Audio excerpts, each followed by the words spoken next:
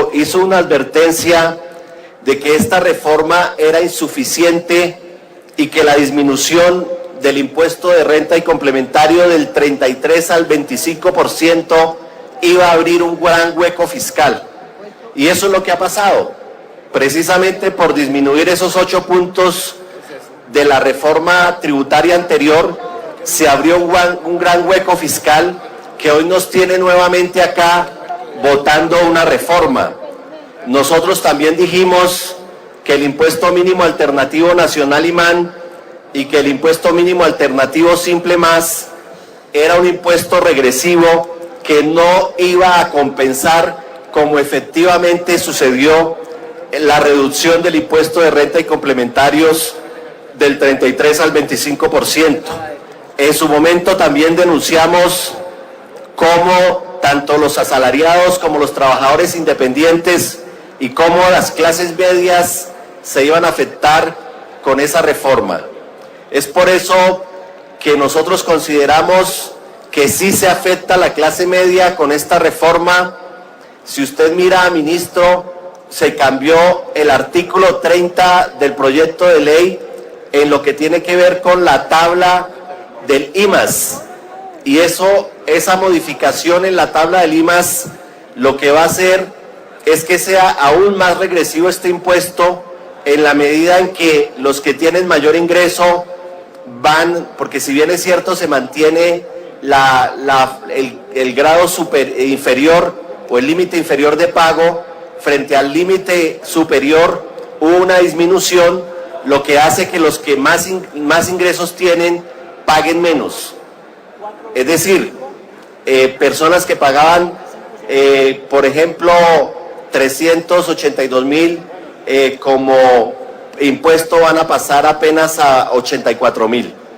Esto para decir entonces que la ley 1607 del 2012, que fue la reforma anterior, no solucionó los problemas, sino que suprimió contribuciones para fiscales al SENA, al ICBF, el aporte patronal a la salud, que fue también eliminado, y cuando se crea el CRE, como lo denunciamos en su momento, esos recursos iban a ser insuficientes para tapar ese hueco fiscal que se generó con la reforma que se nos vendió en ese momento, ministro, como una reforma neutral. Y realmente, a menos de 2 años de implementada la ley 1607 del 2012, estos problemas revelan que es necesario nuevamente crear una sobretasa al CRE para financiar y paliar la crisis. Pues hoy, señor ministro, tenemos que decirle que esta reforma transitoria tampoco va a solucionar los problemas que tienen en la reforma para este país. Usted sabe más que nadie, señor ministro, como lo ha dicho la Contraloría General de la República, que va a haber otro déficit del orden de los 8 billones de pesos por fuera de los 12 billones que estamos hablando por producto de la reducción de los precios del petróleo.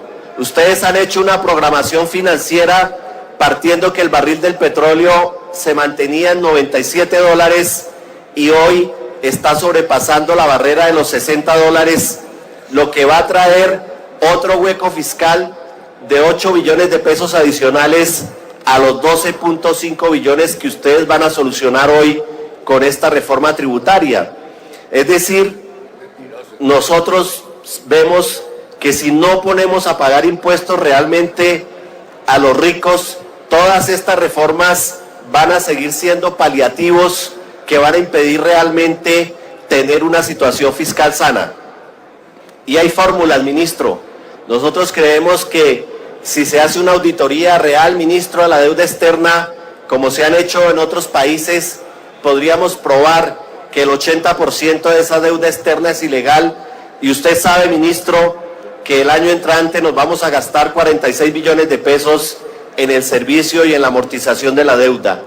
Hay que hacer un impuesto a los dividendos, pero no un impuesto que sea temporal, ministro. Hay que hacer un impuesto que tenga vocación de permanencia. Y yo invitaría, ministro, a que reflexionemos si no sería bueno volver al 33% de los impuestos al patrimonio, que los redujimos al 25%, como también pensarnos en un impuesto a las tierras ociosas y no pretender aumentar el impuesto al IVA. Por eso nos preguntamos, señor ministro, si la reforma es para solucionar un problema de déficit fiscal bajo las condiciones actuales o si es realmente para financiar las políticas que deben surgir de una negociación al conflicto.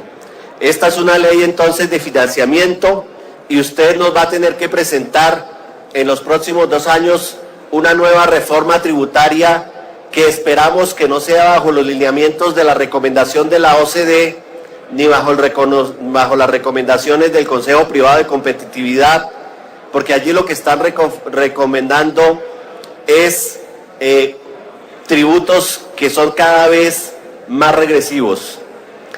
Quisiera también anticipar, señor ministro, que si bien es cierto, ustedes van a gravar el impuesto al patrimonio, a los patrimonios superiores a los 1.000 millones de pesos, de acuerdo a lo que ustedes han planteado, eso afectará al 0.1% de la población. Estamos hablando a 52.000 personas naturales y al 9% de los empresarios, que son 32.000 empresas.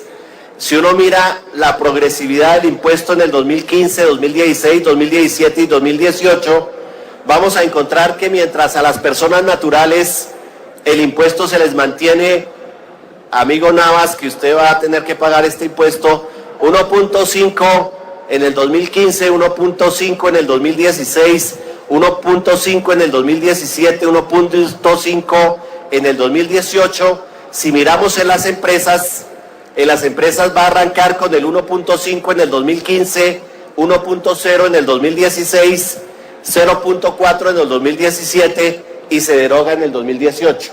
Es decir, que se hace más gravoso el impuesto para las personas naturales que para las empresas. Como lo ha dicho el economista Eduardo Sarmiento, este impuesto tiene un peso mayor en los patrimonios de los grupos medios y no en los grandes capitales. Y por eso lamentamos, señor ministro, que cada vez más el gobierno colombiano se apegue a las recomendaciones del Consejo Privado de Competitividad y a la OCDE y no a las necesidades de la población colombiana. Se está planteando también perjudicar en materia fiscal a los entes territoriales, ya que se quiere hacer también una reforma al Sistema General de Participaciones que sin duda, ministro, va a seguir profundizando la desigualdad y la inequidad en el país. Y hay otra cosa, ministro, esta reforma o estos mecanismos que se están haciendo no afectan para nada los beneficios tributarios en exenciones y exclusiones que tienen los grandes capitales en el país. Si usted recuerda, ministro, el propio Banco Mundial ha dicho que hay unos 33.23 billones de pesos que no se están cobrando y como lo dice Salomón Calmonovich, aquí en Colombia paga más impuestos la secretaria de Luis Carlos Sarmiento Angulo que el propio Luis Carlos Sarmiento Angulo. Y eso es muy preocupante, que tengamos un sistema fiscal regresivo.